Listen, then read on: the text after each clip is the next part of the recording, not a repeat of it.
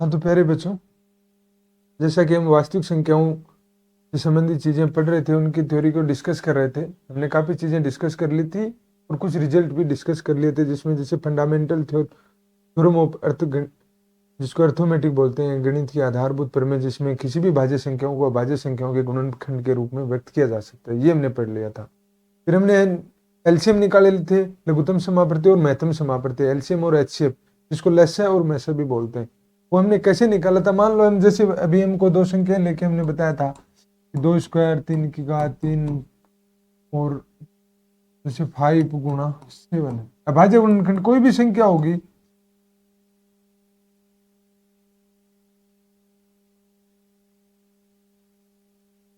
ऐसी कोई संख्या थी जो हमने बताया था। एक एग्जाम्पल फिर ले लेते हैं।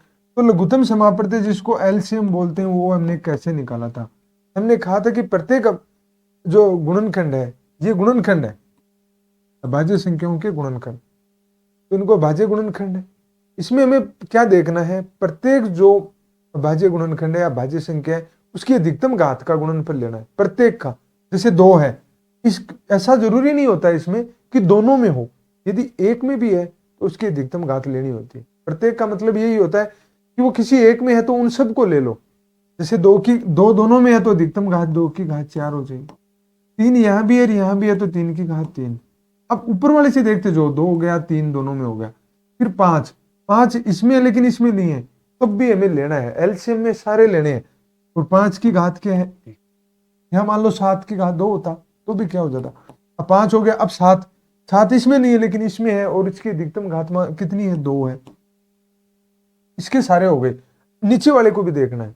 कुछ चीजें, कुछ ऐसे अभाज्य संख्या मिलेंगे जो इसमें है इसमें नहीं होती, तो वो भी लेना होता है। देखो 2 आ गया, 3 भी आ गया, 11 नहीं था, ऊपर वाले मिले लेकिन 11 की घात 1 है, 13 इसमें भी है तो 13 का, ये एलसीएम होता है। तो एलसीएम में क्या करना होता है? प्रत्येक अभाज्य संख्या होती है, उनके गुणनखंड लेने, उनकी अधिकतम घात को लेना होता है। जो भी अभाज्य गुणनखंड बोलते हैं, अभाज्य संख्याएं हैं, उनकी अधिकतम घात को, और प्रत्येक अभाज्य संख्या को। देखो 11 नहीं था, लेकिन एचसीएफ में क्या होता है? और अधिकतम घात लेनी होती है। जबकि एचसीएफ में क्या करेंगे? एचसीएफ में हम क्या करेंगे कि जो भी अपने गुणनखंड है, अभाज्य गुणनखंड है दोनों संख्याओं के, क्योंकि दो संख्याओं के निकालते हैं, तो हम क्या करेंगे कि दोनों संख्याओं में सबसे न्यूनतम का एक तो दोनों में होना चाहिए। एचसीएफ में यह होना चाहिए कि वो गुणनखंड दोनों में हो, पहली चीज दोनों में हो, और उनकी सबसे न्यूनतम घात, उनका गुणा लेना होता है। जैसे ऊपर से देखेंगे, ऊपर वाले को पकड़ना है सबसे पहले, 2 इसमें भी है इसमें भी है, और इनकी न्यूनतम घात कितनी है? यहाँ 2 है, इसकी यहाँ घात कितनी? 4 है, तो न्यूनतम घात 2 हो गई। 3 की घात यहाँ 3 है, यहाँ 1 ही है, तो न्यूनतम घात कितनी हो जाएगी? 1।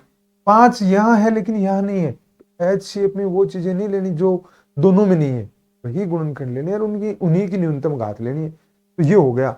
एलसीएम में वो लेने हैं जो दोनों में है वो भी लेने हैं, और जो दोनों में नहीं है वो भी लेने हैं, और उनकी अधिकतम घात लेनी है। समझ में? ये एलसीएम और एचसीएफ था। फिर हमने इस पर एक थोड़ा सा जाते जाते एक रिजल्ट पढ़ा था थोड़ा सा। वो क्या होता है कि किन्हीं भी दो संख्याओं का, उसके भी क्वेश्चन काफी आते हैं अलग अलग होके, कि किन्हीं भी, मान लो ए और बी दो संख्याएं हैं, ए और बी दो क्या है? संख्याएं हैं, तो इन दोनों संख्याओं का गुणनफल क्या होता है? इन दोनों संख्याओं का हाईएस्ट एचसीएफ, जिसको लेस है, और इनका जो होता है सॉरी मैस है और लेस है, इन दोनों के गुणनफल के बराबर हो। ये इंपॉर्टेंट रिजल्ट था। दो चीजें हैं। देखो आधा नंबर का क्वेश्चन है, 1 नंबर का क्वेश्चन जब इसमें से आता है तो वो कभी कभी आपको पूछेगा इस संख्या का लैसे निकालो, दो संख्याएं दे देगा वैसा दवाड़ी में, इनका मैसे निकालो। लेकिन जब 2 नंबर का क्वेश्चन आता है तो इससे अगले वाले पार्ट में से भी आ सकता है, जरूरी नहीं है प्रश्नावली जो 1.2 इससे आगे उसमें से भी आ सकता है, लेकिन यहां से भी पूछ सकता है।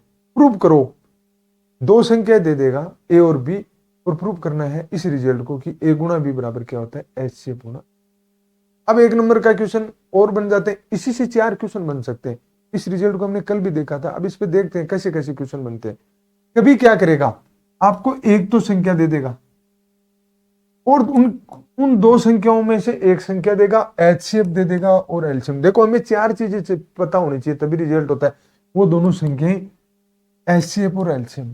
तो कभी क्या करेगा, एचसीएफ और एलसीएम तो दे देगा, वो दोनों संख्याएं दे देगा, एक संख्या दे देगा, पूछेगा दूसरी संख्या निकालो, यहां से निकाल दे इसी सूत्र से।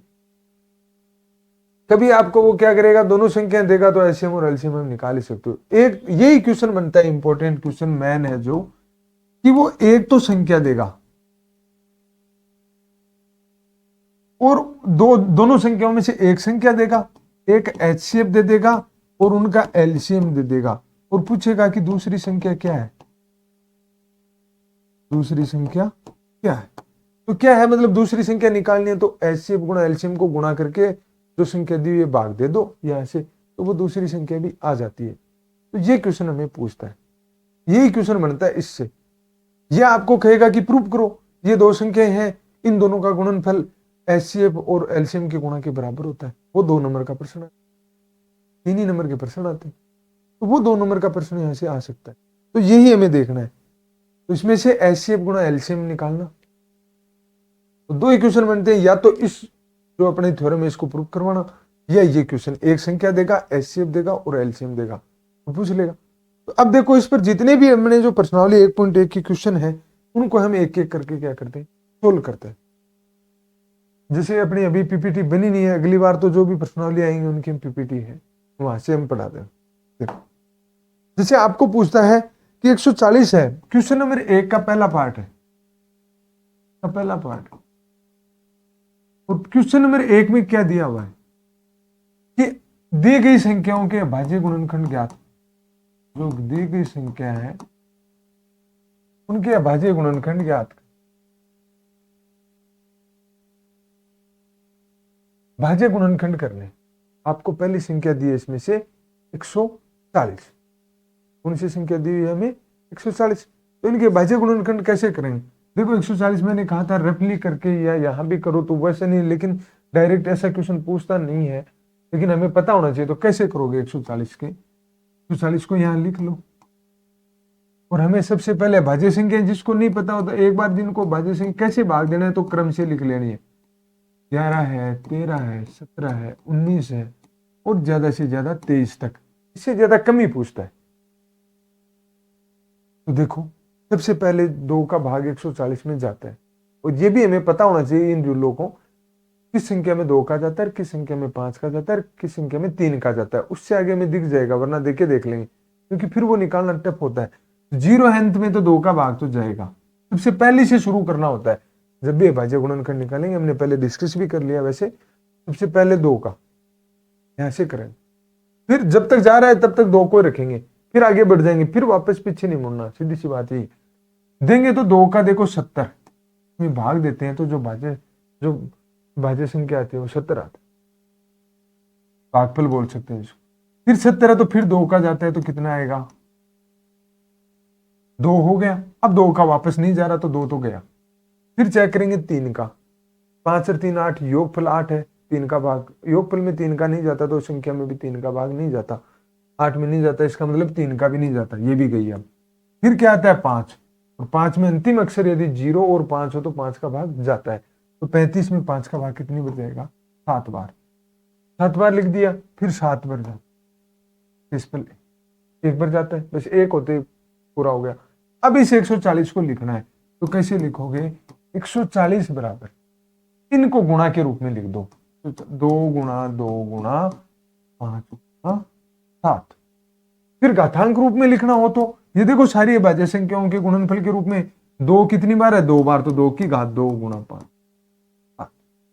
ये क्वेश्चन था। तो 140 के गुणनखंड ऐसे हो जाएंगे। फिर अगली संख्या 156 के गुणनखंड निकालने हैं।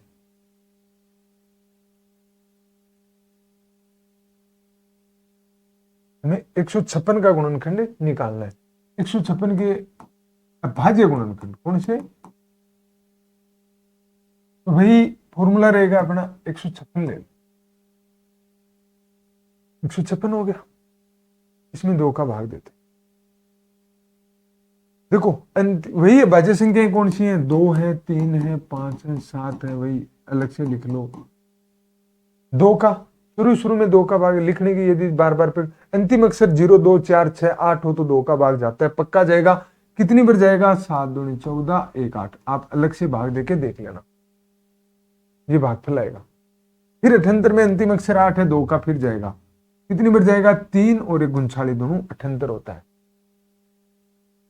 अब देखो दो का भाग तो नहीं जाएगा अंतिम अक्षर, मतलब अंतिम अक्षर सम संख्या हो तो दो का भाग जाता है। 2 4 8 0 2 4 8। अब 39 में 3 का देखते हैं। अब तो दो का तो हो गया फिनिश, 3 का 9 और 3 12, अंकों का योगफल 12 है तो 3 का भाग जाएगा, तो 3 का भाग देते हैं। 3 का भाग इसमें एक बार, 13 दूनी 26 13 3 39।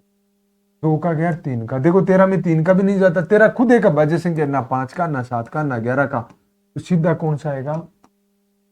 13 एकम 13।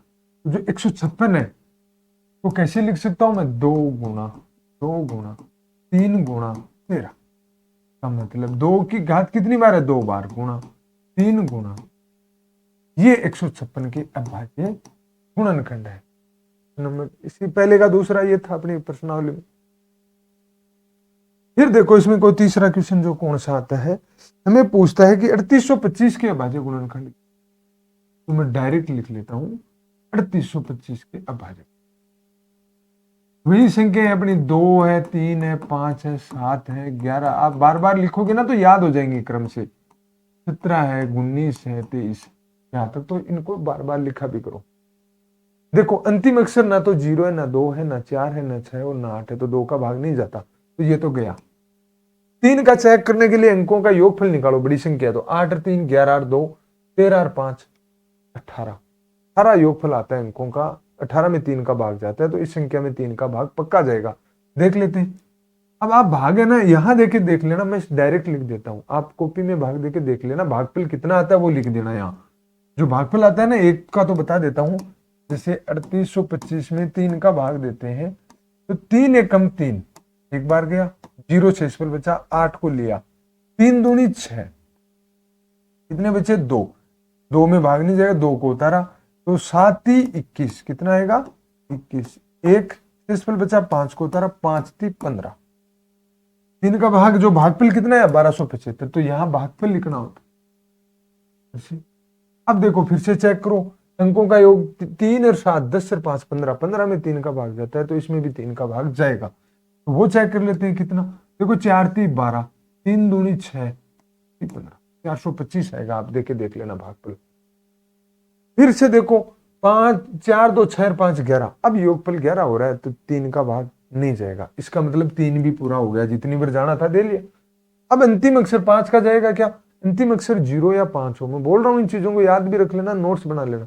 अंतिम अक्षर 0 या 5 हो तो 5 का भाग जाता है, अंतिम अक्षर 5 ही है तो जाएगा। कितना भाग फैलाता है? 8 पंजो 40, 2 5 5 25। फिर से अंतिम अक्षर 5 है तो 5 का भाग जाएगा, 85, 17 पंजो 85 होता है। अब देखो अभाज्य संख्या आ जाए ना यहां तो देखना ही नहीं है, 17 अभाज्य संख्या है। अब न 5 का भी पूरा हो गया, न 7 का जाएगा, न 11 का, न 13, सीधा 17 का, 17 एकम 17। जो संख्या थी 3825 इसके बराबर है 3 गुणा 3 गुणा 5 गुणा 5 गुणा 17। इसका मतलब इसको साथ में इस रूप में भी लिखा करो, 5 की घात 2 गुणा 17। देखो एक चीज होती है, मैं फिर कल भी बता रहा था, यहीं पे देख लेते हैं फिर से। यदि कोई अभाज्य, किसी अभाज्य संख्या के जो अभाज्य गुणनखंड है, फिर किसी भाज्य संख्या के अभाज्य गुणनखंड में यदि कोई संख्या है तो वो संख्या इससे विभाजित भी होती है। इसके अभाज्य गुणनखंड में 3 है ना, तो ये संख्या 3 से विभाजित है ना, ध्यान रखना। और यदि कोई अभाज्य संख्या से ये संख्या विभाजित है तो वो पक्का इसके गुणनखंड में भी होगा, दोनों चीजें याद रखो। तो अब अगले वाला पॉइंट देखो, हमने 3825 के बाद में 5005 इसके निकालते, तो देखो 2 का भाग नहीं जाएगा क्योंकि अंतिम अक्षर 0 2 4 6 8 नहीं। फिर 3 का भी नहीं जाएगा, योग देखो 5 और 5 10 ही आ रहा है, 10 में नहीं जाता, तो सीधा 5 का भाग जाएगा। 5 का भाग देंगे 1 0 0 5, फिर 0 0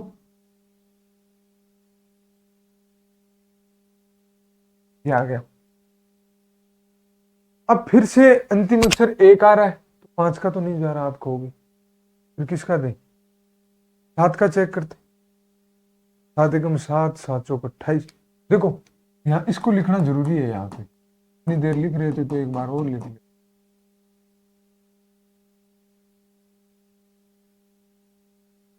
23, 17 19 23।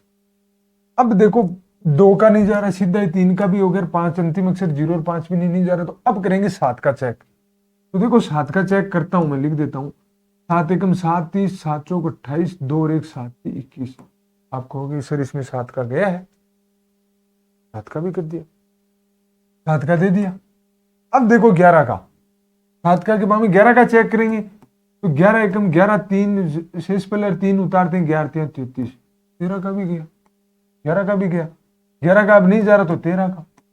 तो 5005 इसका गुणनफल है 5 गुणा 7 गुणा 11 गुणा 13। कोई रिपीट नहीं हो रही, कोई भी जो भाज्य संख्या है तो घात के रूप में लिखने की जरूरत भी नहीं है। इससे अगला एक क्वेश्चन और है 7629, जो नेक्स्ट क्वेश्चन है 7629 के जो भाज्य गुणनखंड ये निकाल। वही वापस लिख लें, 2 3 5 7 9, 5 7 सॉरी 11 13 17 19। एक ही क्वेश्चन हम कर रहे हैं। तो 76 29 के अंदर देखो 2 का अंतिम अक्षर 0 2 4 6 है नहीं, फिर मैं बार बार रिपीट करने का मतलब कि प्रैक्टिस फिर हम करते हो, आपको प्रैक्टिस खुद को ज्यादा करनी चाहिए। 3 का देखते हैं, 7 और 4 11 12 13, 13 और 9 22 होता है, नहीं जाएगा। 9 और 2 11 4 15 और 7 22, 22 में 3 का नहीं जाता तो नहीं जाएगा, कोई दिक्कत नहीं। 5 का भी नहीं जाता क्योंकि अंतिम अक्षर 0 भी नहीं है 5। तो 11 का चेक करें, तो 11 का देखो 11 ठिकानी 66, 66 से बचता है 8, 11 से 77, 82 में से बचता है 5 59 में 11 का भी नहीं जा रहा। चेक करते हैं 13 का, 13 पंजो 65, 9 13 सती 91, 13 का भी नहीं जा रहा। फिर चेक करते हैं 17 का, 17 का चेक करते हैं, 17 चौकू 68 और 6 तो 62 है, तो 17 51 और बचा 11, 17 7 19 100। 17 का जाएगा। देखो ना 2 का ना 3 का ना 5 का ना 7 का ना 11 ना 13, यहां तक नहीं जा रहा, 17 का भाग जा रहा है। देखो देखिए देख लो चाहिए, थोड़ा डिफिकल्ट सा आया है, प्रैक्टिस करोगे तो हो जाएगा। सबका एक एक का चेक करते जाओ और काटते जाओ। 17 चौकू 68, 6 बचा 2 लिया, 17 34 17 30 51, 11 बचा 9 लिया, 63 1900 7 पर 437 आता। फिर से 17 का भाग देंगे, 17 जो फिर 17 का इसमें नहीं जाएगा, देते हैं तो नहीं जाएगा, आप देख लेना। 17 34 34 9 नहीं जाएगा। फिर 19 का चेक करते हैं, 19 दूनी 38। हाँ अब 19 का जा रहा है, 17 का नहीं गया तो फिर 19 का, 19 दूनी 38, 57 19 57। अब वापस से 19 का नहीं जा रहा तो अगली संख्या यही है 23 एकम 23। तो देखो कितना कहां से उठाया, 17 गुणा 19 गुणा 23। तो देखो मैंने पहले भी कहा था आपको 23 तक मुख्य तौर पर देखना है, कि आगे ज्यादा नहीं होता। आ जाए वो अलग बात है, मैं ये नहीं कहता कि आ नहीं सकता, आ सकता है। 29 20 से ऊपर आगे 23 से ना 24 25 26 27 भी नहीं है, 28 भी नहीं, 29 सीधी इसके आगे संख्या होती है। 29 तक तो रखो तो आपकी अलग बात है। तो ये जो एक्सरसाइज का पहला क्वेश्चन है, इनको गुणनफल के रूप में लिखना था। अब देखो आगे वाला क्वेश्चन जो अपने क्वेश्चन नंबर 2 है वो क्या है, हम देखते हैं कि आपको क्वेश्चन नंबर 2 है कि हमें 2 संख्याएं दी हुई है, तो एलसीएम भी ज्ञात करना है, एलसीएम व एचसीएफ ज्ञात करो। और क्या सिद्ध करना है, साथ में सिद्ध करना है कि ए गुणा बी बराबर किसके होता है, एचसीएफ गुणा एलसीएम होता है। ये भी सिद्ध करना, ए गुणा बी बराबर क्या होता है, एचसीएफ गुणा एलसीएम। ये 2 चीजें हमें सिद्ध करनी। दो तीन उदाहरण दिए हुए हैं। पहली संख्या 26 और 91। पहला क्वेश्चन ये है, 26 और जो 91 है इसके हमें एलसीएम और एचसीएफ निकालना है, और साथ में ये भी सिद्ध करना है कि दोनों संख्याओं का गुणनफल एचसीएफ और एलसीएम के गुणनफल के बराबर होता है। तो देखो ये हमने कल भी निकाले थे 26 और 91। तो 26 के जो गुणनखंड होते हैं आप करोगे 2 गुणा 13, 13 दूनी 26 होता है, दोनों प्राइम संख्या। 91 सीधा पहला भाग 7 का जाएगा और फिर 13 का, 13 7 91, इसके गुणनखंड हो गए। छोटे छोटे इनको बताने की इतनी जरूरत नहीं होती, आपको निकाल सकते हो क्योंकि काफी कर। सबसे पहले निकालते ऐसे में हमने कहा था कि वो इन दोनों में जो इनके गुणनखंड है या भाज्य संख्याएं जो इनके गुणनखंड में है, पहले तो दोनों में होनी चाहिए उपस्थित, और साथ में उनकी सबसे कम घात होनी चाहिए। तो देखो पहले 2 लेता हूं, 2 इसमें है लेकिन इसमें नहीं है तो नहीं ले। फिर मैं लेता हूं 13, 13 इसमें भी है इसमें भी है, और उसकी भी न्यूनतम घात लेनी है। दोनों की घात न्यूनतम एक एक है तो 1 होगी, इसका एचसीएफ तो 13 आएगा। ऊपर वालों को देखना होता है एचसीएफ में, क्योंकि ऊपर वाले में नहीं है यदि तो वो नीचे वाले में होने से फिर हमें कोई मतलब है। अब आप कहोगे सर 7 इसमें नहीं है, दोनों में होना चाहिए और उसकी न्यूनतम घात लेनी, ठीक है। एलसीएम, एलसीएम हमने क्या कहा था, एलसीएम के अंदर हमने क्या किया था कि लार्जेस्ट कॉमन जो मल्टीपल होता है जिसको हम बोल सकते हैं कि ऐसे जो भाज्य इनके गुणनखंड में वो भाज्य संख्याएं देखनी है जो और उसकी अधिकतम घात लेनी है। एक तो वो प्रत्येक भाज्य संख्या देखनी है और उनकी अधिकतम घात लेनी है। तो ऊपर से शुरू करेंगे। देखो 2 इसमें है इसमें नहीं है, कोई अपने मायने नहीं रखता, इसमें है ना, प्रत्येक भाज्य संख्या की अधिकतम घात, इसमें 2 है तो 2 की अधिकतम घात 1 ही है, ठीक है। 13 इसमें भी है इसमें भी है, अधिकतम घात 1 ही है दोनों, ठीक है, खत्म हो गया। अब 7 और बच गई, 7 की अधिकतम घात कितनी है, 7 ही। देखो 13 से 93 182 गुणनफल होता है, एलसीएम कितना आ जाएगा 83।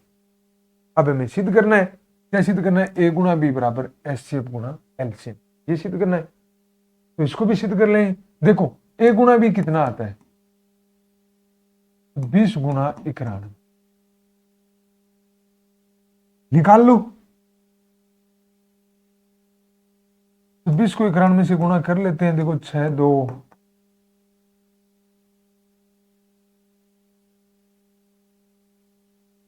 4 2 6 2366 आता है। अब हमें साथ में ये भी निकालना है एचसीएफ, इसको सिद्ध करने के तो एचसीएफ गुणा एलसीएम। एचसीएफ कितना था 13 और ये कितना था 182। चेक करो 182 को 13 से गुणा करते हैं, 3 दूनी 6 8 3 24 3 एकम 3 अरे तो 5 2 8 है 6 8 5 13 को 3 और 1 1 2।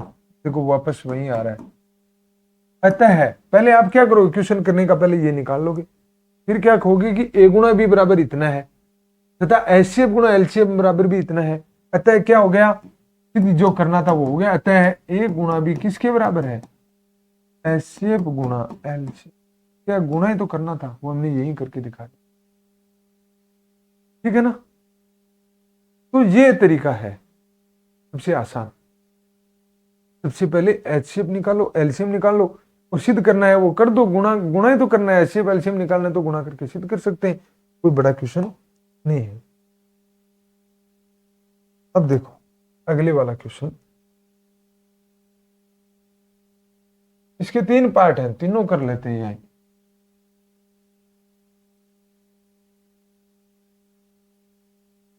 तीनों में ये सिद्ध करना है। दूसरा क्वेश्चन है कि 92 और 510 इनको निकालना है, एचसीएफ और एलसीएम और सिद्ध करना है 510 और 92। तो देखते हैं, पहले मैं 92 के निकाल लेता हूं, छोटी संख्या है तो 2 का भाग जाता है, देखो 4 और 1 46 दूनी 92, 2 का भाग फिर जाता है 23 दूनी 46, 23 फिर एक भाज्य संख्या ही है तो आप 92 को लिख सकते हो 2 गुणा 23, या घात के रूप में लिखना जरूरी है क्योंकि हमें क्या निकालना है, एचसीएफ भी निकालना हो एलसीएम। पहले तो एक का निकालो, फिर 510 का रफ कॉपी में फिर भी कहा था 2 का भाग जाएगा, देखो 2 बार 5 बार 255 आएगा। फिर इसमें 5 5 10 11 12, अब 2 का तो नहीं जाएगा, अंतिम अक्षर नहीं है, तो फिर 3 का देंगे। 3 का देखो अंकों का योग 12 है तो जाएगा। 8 3 24 5 3 15। अब देखो 3 का नहीं जाएगा, 5 का जाएगा। 17 5 85। अब दोनों संख्याओं को तो देखो इसका क्या है, मैं यहीं लिख देता हूं 510। 510 का क्या है, 2 गुणा 3 गुणा 5 गुणा, ठीक है, 2 गुणा 3 गुणा 5 गुणा। अब दोनों संख्याओं का HCF निकालना है तो दोनों को बराबर में लिख दो। ये 92 है, दोनों को एक साथ जरूर रखना, आपको देखने में रीड करने में आसानी होगी। देखो 92 यहां लिख देता हूं, आपकी मर्जी है कि 92 बराबर क्या है, 2 की घात 2 गुणा 23। दोनों एक साथ एक लाइन में होने का फर्क क्या पड़ता है, आपको HCF निकालना और LCM निकालना बड़ा आसान हो जाता है। कैसे, देखो HCF क्या था, मैंने कहा था कि ऐसे गुणन कर दो दोनों में होने चाहिए और उनकी कम घात, सबसे न्यूनतम घात लेनी है। तो 2 से शुरू कर देते हैं, 2 इसमें भी है और इसमें भी है, और सबसे न्यूनतम घात कितनी है बताओ, 2 ही है। 2 की न्यूनतम घात 1 है तो 2 बस एक बार आएगा। 3 इसमें तो है लेकिन इसमें नहीं है, नहीं लेंगे। 5 इसमें है लेकिन इसमें नहीं, नहीं लेंगे। 17 इसमें है लेकिन इसमें नहीं है, नहीं लेंगे। बस इतना ही आएगा, बस ऊपर वाले को देखना होता है। एलसीएम में सारे गुणनखंड चेक करने होते हैं। एलसीएम में उभयनिष्ठ है तो अधिकतम घात, मतलब प्रत्येक जो अभाज्य गुणनखंड है उनकी अधिकतम घात लेनी होती है, समझे। तो यहां देखो पहले 2 की अधिकतम, 2 इसमें भी है इसमें भी है, अधिकतम घात 2 की, यहाँ 1 है यहाँ घात 2 है तो 2 की अधिकतम घात कितनी हो गई, 2। 3 इसमें है लेकिन इसमें नहीं है, अधिकतम घात 1 है। 5 इसमें है इसमें नहीं है, कोई फर्क नहीं पड़ता, लेकिन तो अधिकतम घात 1। 17 ऊपर वाले में नीचे वाले में नहीं है, कोई फर्क नहीं पड़ेगा, गुणा 23 इतना बढ़ाएगा। अब देखो 2 अधिकतम ले ली, 3 नहीं था तब भी लेंगे। हमने कहा था कि प्रत्येक अभाज्य गुणनखंड या अभाज्य संख्या को लेना है और उसकी अधिकतम घात लेनी है। 2 दोनों में था तो अधिकतम ले ली, यहाँ 3 है दोनों में नहीं है तो इसकी अधिकतम 3 ही है तो 3 एक बार लिख दिया। 5 एक बार ही है तो 5, 17 एक बार ही 17, ये ऊपर वाले पूरे हो गए। 2 भी पूरा हो रखा है ऊपर वालों से, 23 बचा, 23 को भी लिखना है, एक में है तो भी लेना है। एचसीएफ में हमें दोनों में देखना है, एलसीएम में सारे लेने। तो देखो ये कितना आ गया, 4 3 12 5 60, इसका कितना हो जाएगा 60 गुणा 17 गुणा 23 करना पड़ेगा। 17 6 2 100, 102 गुणा 23 निकालो, 102 गुणा 23 यहाँ निकाल देता हूँ, तो 2 गुणा 23, 3 दूनी 6 0 3, 2 दूनी 4 0 2, 6 4 3 2, ये होता है कितना बड़ा है देखो 2346 है एलसीएम। अब सिद्ध करना है, ए गुणा बी बराबर सिद्ध करना है तो 92 510 गुणा ए गुणा बी कितना आएगा, देखो ए गुणा बी बराबर 510 गुणा 92 निकालते हैं। 510 गुणा 92 आपको साइड में करना है, मैं यही करके दिखा देता हूँ कि 510 को 92 से गुणा करो, 0 2 5 10, 0 9 5 45, 0 2 9 46,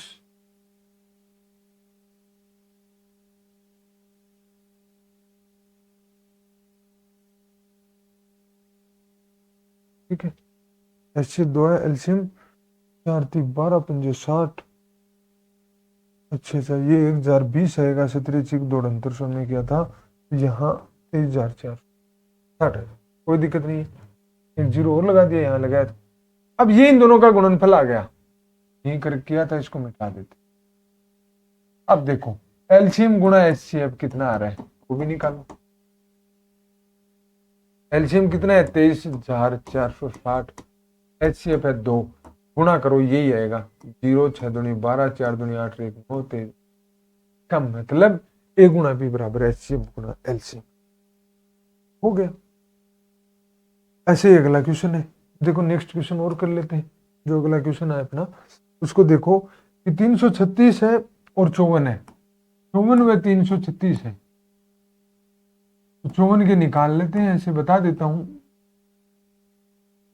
2 और 1 27 दोनों 54, 3 का जाएगा 9 3 27, फिर 3 का जाएगा 3 3, और फिर 54 कितना आ रहा है 2 गुणा 3 की घात 3 कितनी बार है 3 बार, डायरेक्ट लिख देता हूं आपका।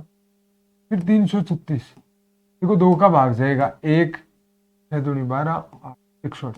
फिर 2 का जाएगा 4 नहीं 8 और 4। फिर 2 का जाएगा 4 और 2। फिर 2 का जाएगा 21। फिर 3 का जाएगा 7। ये आपको बता रखा है इसलिए हम जल्दीबाजी में थोड़ा सा। 336 बराबर 2 की घात कितनी है, 4 बार है, तो 2 की घात 4 गुणा। इनको साथ में लिखोगे तो ज्यादा अच्छा होगा। गुणनखंड रफ में कर लेना और सीधा लिख लेंगे 54 बराबर 2 गुणा। अब हमने एचसीएफ निकालना है। एचसीएफ क्या होता, प्रत्येक में जो गुणनखंड हमें प्रत्येक में लेने हैं, तो प्रत्येक में होना चाहिए 2 और उसकी न्यूनतम घात। 2 की घात यहाँ 1 है, यहाँ 2 की घात 4 है, न्यूनतम घात कितनी है, 2 की घात 1। 3 की घात यहाँ 3 है, 3 की घात यहाँ केवल 1 है, तो न्यूनतम घात दोनों में भी है। अब बस दोनों में 2 ही चीजें हैं, उनकी न्यूनतम घात ले ली, कितना आ गया 6। एलसीएम जरूरी नहीं है दोनों में, प्रत्येक जो अभाज्य संख्या है उनकी अधिकतम घात लेनी है। तो देखो पहले 2 की अधिकतम घात दोनों में कितनी है, 4, तो 2 की घात 4। 3 यहां भी है, 3 की घात 3 है, यहाँ 3 की घात 1 है, तो अधिकतम घात कितनी होगी, 3 की घात 3 है। बस इतनी है, 2 भी आ गया 3 भी आ गया। अब अकेला 7 भी बचा है, तो 7 की घात 1 ही है, ये है। तो ये हो जाएगा 2 की घात 4 16, 3 की घात 27 गुणा 7।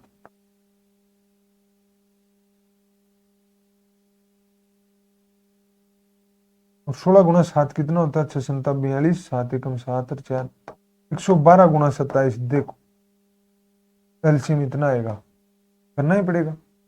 112 गुणा 27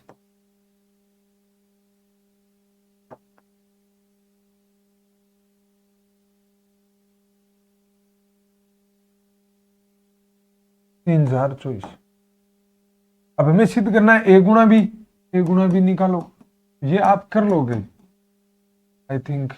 देखो इसको एक और कर देते हैं कि 336 गुणा 54, 6 चौकी 24, 2 4 ती 12, 13 14, 4 13, 55 30, 5 ती 15, 16 18, 4 4 8 9 10 11, 4 1 7 1 8, 18 4 100।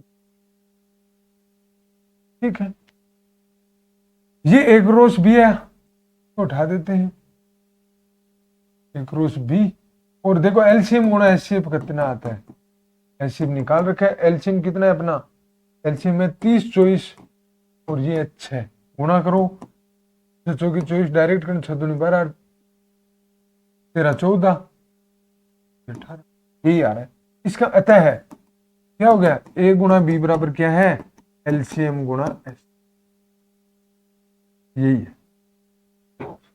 तो मैं हम कह रहे थे कि ये जो अभी 2 प्रश्नावली के 2 क्वेश्चन हो चुके हैं, पहला और दूसरा, बाकी क्वेश्चन हम क्या करेंगे अपनी अगली क्लास में। तो ये रिजल्ट सिद्ध भी करवा रहा है।